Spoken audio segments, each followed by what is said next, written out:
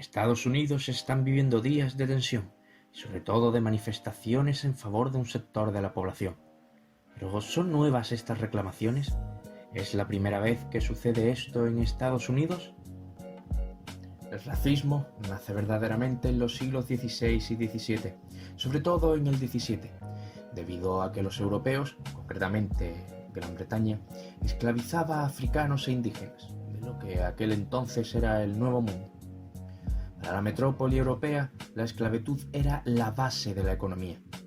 Es aquí también cuando se hace patente el significado de raza, para diferenciar a los esclavos de los esclavistas, para diferenciar una élite controladora de una población abocada a la servidumbre. El racismo no surge en un laboratorio. El racismo en Estados Unidos nace de esta integración entre blancos, indios nativos y africanos. Los africanos se usan como motor económico, son un objeto en aquella época, son moneda de cambio. Con esta teoría como base es imposible argumentar en contra de que la inferioridad de los negros está fundamentada en la cultura imperante de la Gran Bretaña de la época. Se estima que 12,5 millones de africanos fueron enviados al Nuevo Mundo, de los cuales 388.000 desembarcaron en las regiones que ahora conforman Estados Unidos. De ellos, el 95% fue radicado en el sur, para trabajar en las plantaciones de algodón o tabaco, sometidos al castigo físico. El 22 de septiembre de 1862, el presidente Abraham Lincoln anuncia la emancipación preliminar de los negros en los Estados Confederados del Sur, como una medida apta y necesaria para paralizar el uso de esclavos en la guerra civil. Se abolió la esclavitud con la aprobación de la 13ª enmienda.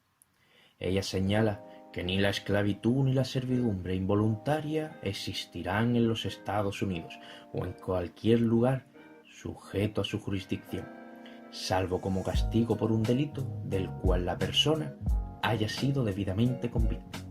Aún así, tras la Guerra Civil entre 1861 y 1875, los estados del sur, resentidos por su derrota, redactaron una serie de leyes para discriminar dentro de la legalidad a las personas negras que allí vivieran.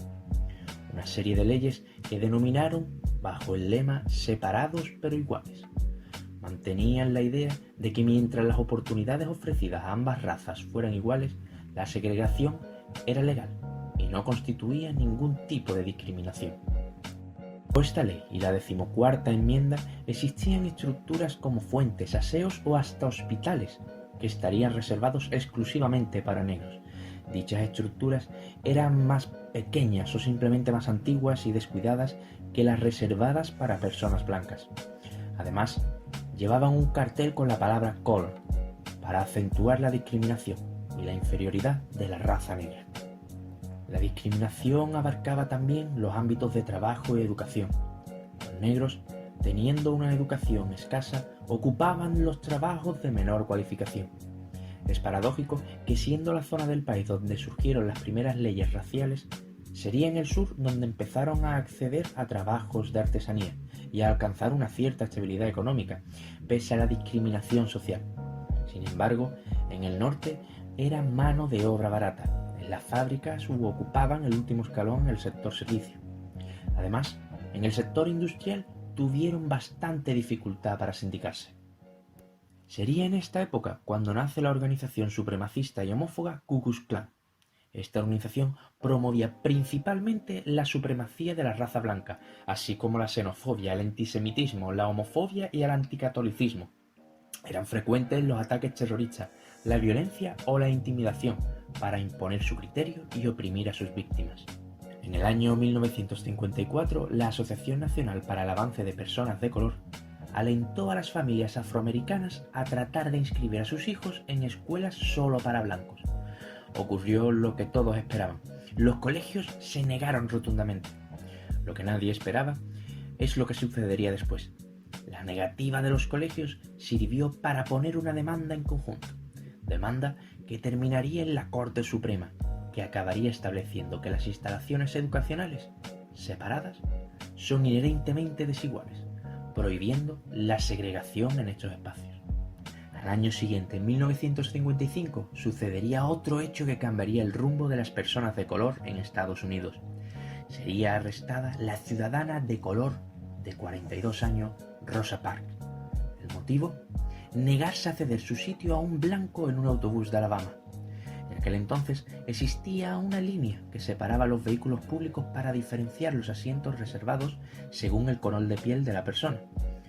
Los sitios de delante estaban reservados para personas blancas, mientras que los del final para personas negras. El encarcelamiento de Rosa desencadenó el boicot de los autobuses de Montgomery, una protesta que llevaría desde el arresto de Rosa hasta el 20 de diciembre del año siguiente, cuando, de nuevo, la Corte Suprema de Justicia declaró inconstitucionales las leyes que exigían la separación racial en autobuses. En 1957 se promulga la Ley de Derechos Civiles, que establecía que todos los estadounidenses, incluidos afroamericanos, tenían el derecho constitucional de votar por funcionarios federales, presidente, vicepresidente y miembros del Congreso de los Estados Unidos de América.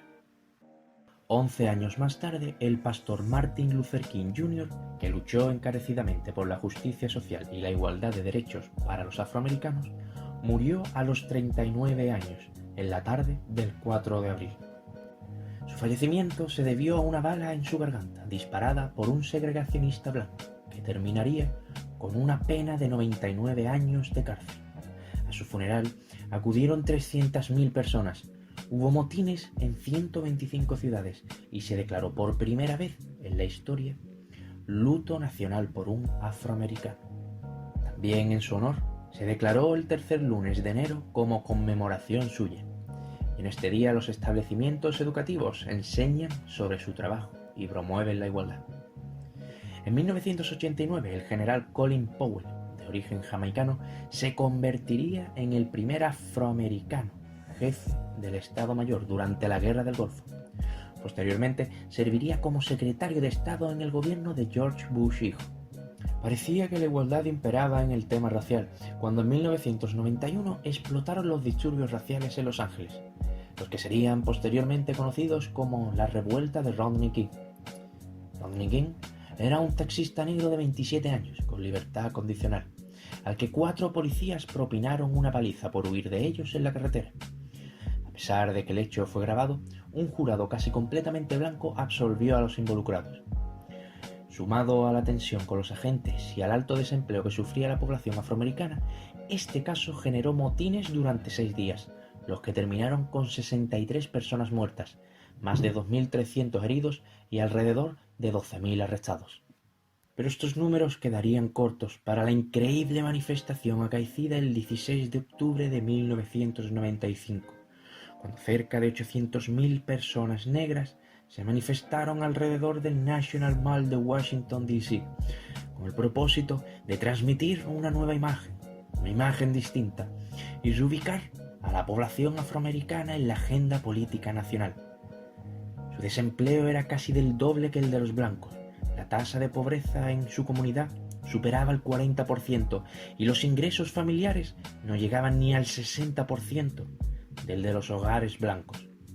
Con esta marcha, denominada la Marcha del Millón de Hombres, se pretendía acabar con la situación que vivía la población y esperaban que los políticos tomaran cartas en el asunto.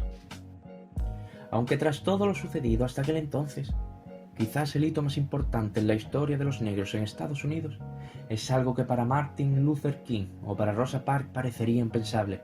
Ocurrió en 2008. Jamás en los años atrás pudieron pensar que el 44º presidente de los Estados Unidos de América sería una persona de color. El 4 de noviembre se volvía a escribir la historia en Estados Unidos, y es que el candidato demócrata Barack Obama ganó las elecciones, convirtiéndose en el primer presidente negro del país. Ha transcurrido mucho tiempo, pero esta noche el cambio ha llegado a Estados Unidos, aseguró el recién electo presidente ante miles de sus seguidores. Aún así, una encuesta realizada por la Associated Press en el año 2012 concluyó que la mayoría de estadounidenses expresaban prejuicios contra la población negra. El 56% de los participantes demostró sentimientos anti-afroamericanos, 7 puntos porcentuales más que en el año 2008. hoy día continúa la lucha racial en Estados Unidos, porque aunque ya cuenten con plenitud de derechos, sienten un trato desigual por las fuerzas policiales y por la justicia.